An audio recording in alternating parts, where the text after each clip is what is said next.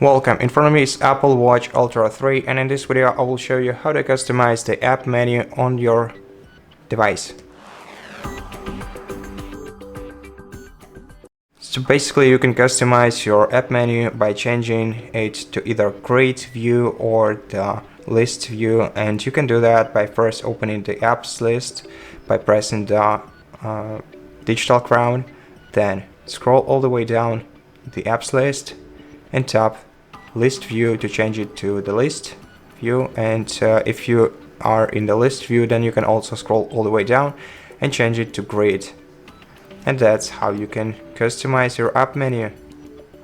And that's it. Thank you for watching this video. If you liked it, consider subscribing to our channel, leave us a like in the comment below, and I'll see you in the next one.